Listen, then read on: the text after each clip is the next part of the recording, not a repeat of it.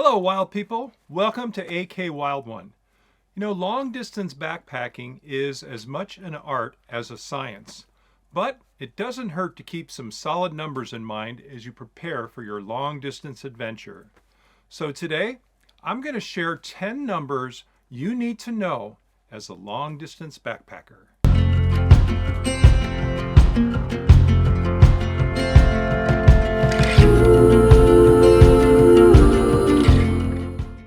Thank you for tuning in to AK Wild One.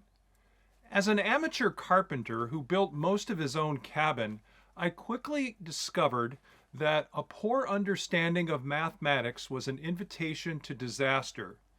For example, suppose you don't understand the principles of how to square a foundation. In that case, everything you build on that foundation will have problems, from connecting your walls to establishing even flooring. The only solution at that point is to buy cases of what I call, wait for it, carpenter in a can. Lots and lots of spray foam to fill the problem gaps your shaky math created. The same is also true in backpacking.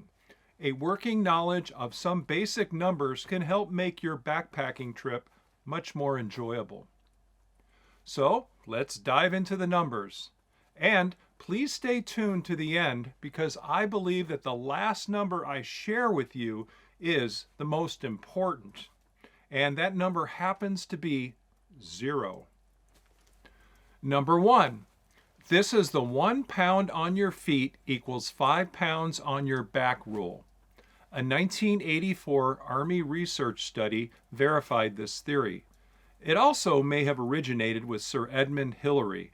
But the idea is that weight on your feet is disproportionately heavier than the same weight on your back.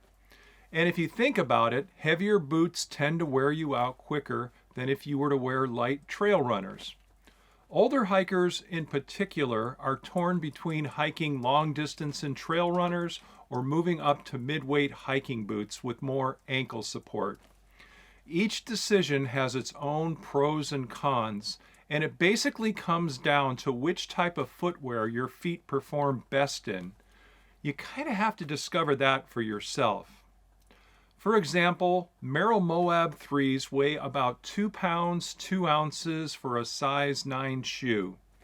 Hoka Speed Goats weigh around 10 ounces. So mid-weight hiking boots will probably weigh at least 1 pound more than trail runners. Now it's time for you to weigh the pros and cons of your footwear decision, but just be aware that a heavier shoe disproportionately affects your legs. Number 2, your pack weight should not exceed 20% of your body weight. I've seen and heard this rule in a lot of places, and it seems about right to me. So if you weigh 100 pounds, your pack weight should not exceed 20 pounds. If you weigh 200 pounds, your pack weight should not exceed 40 pounds. I know you're going to find this hard to believe, but I did all that in my head. Number 3, 2,500 to 4,500. That's the number of calories you should consume per day when backpacking. But there is already a problem with this. A 200-pound backpacker has different caloric needs than a 100-pound backpacker. In the book, Adventure Ready by Katie Gerber and Heather Anderson, the authors recommend using a BMR calculation with the Harris-Benedict equation to estimate how many calories you might need on a long-distance backpacking trip. So I plugged in my numbers and got around 3,500 calories a day based on choosing the most active selection. I'll make sure I link the calculator in the description. I've seen some hikers add extra calories by carrying small bottles of olive oil and or peanut butter to give them the fats and calories they need to fill the gap. So the number of calories you need on a long distance hike will probably vary between 2,500 and 4,500 per day, or even more. Number 4, 1 liter of water every 3 to 4 miles. That's based on personal experience and conversations I've had with other backpackers along the PCT. Generally, you drink less water during the cooler parts of the day, mornings and evenings, and more during the midday or when it's hot. However, that number can be adjusted if you're walking through the Mojave, the desert, Northern California, or Oregon during hot temperatures, or the Sierra, Washington, when it's cool, you'll probably drink less than that.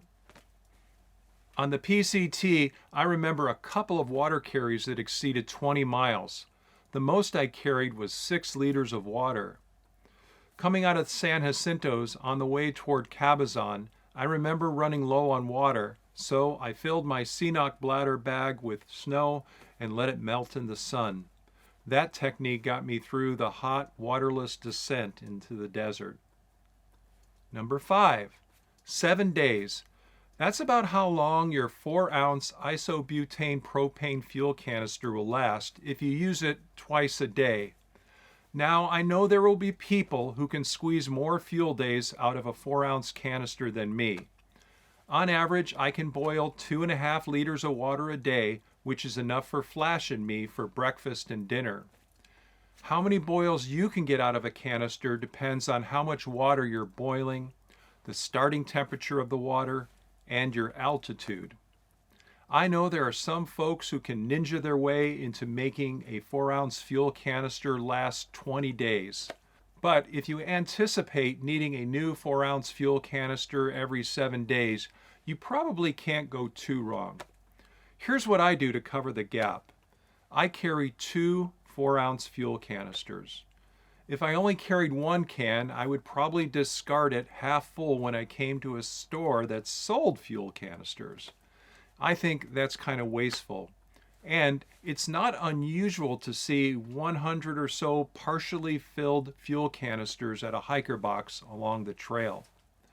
So I always burn down all the fuel in my canister, and once that point is reached, I go to my spare.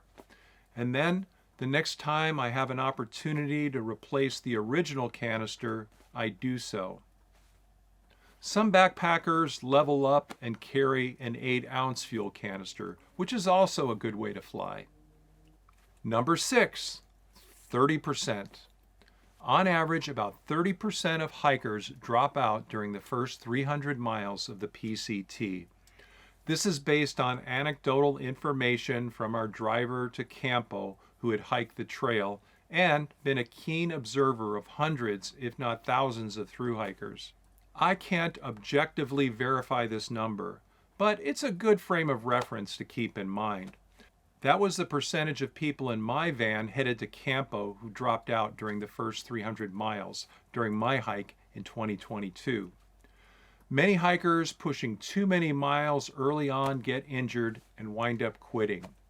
So if you really want to complete a thru hike, or just even go a long distance, it's important to ensure you have strong trail legs, which takes time, leading us to the next number. Number 7, 1 month. For an older hiker such as myself, 1 month seems to be the amount of time it takes to build solid trail legs. That number will vary based on how much training you do beforehand, your overall shape, and the condition of your legs. So this is one of those subjective numbers. I found that 1 month of walking 15 to 20 miles a day built my legs to the point where they felt solid and true. Number 8, 2 pounds a day. That's the average weight for 1 day's worth of backpacking food on the trail. 2 pounds of food a day. So, for most of the PCT, you won't have to hike more than 5 days between resupply points. So on average, your food weight should be around 10 pounds. The good news is that each day on your trail, you can feel your backpack weight getting lighter and lighter after every meal. Number 9, 125 calories per ounce average. You can increase or decrease this number based on the type of macronutrients available in your food choices. But that's a good ballpark number to shoot for when planning your meals. 125 calories per ounce. 16 ounces in a pound, an average of 2 pounds a day of food equals 32 ounces times 125 calories, and that equals 4,000 calories, which is an acceptable number of calories per day for backpacking, of course, depending on the size and metabolism of the hiker. Number 10, the number you've been waiting for, 0. 0, I think, is the number of regrets you'll have about making the decision to go backpacking. Well, wild people, a grasp of some of the numbers I shared with you today should be kept in mind as you plan your long-distance backpacking adventure. I hope you find some of this useful. And so, happy trails, and until we meet again, live wildly, my friends.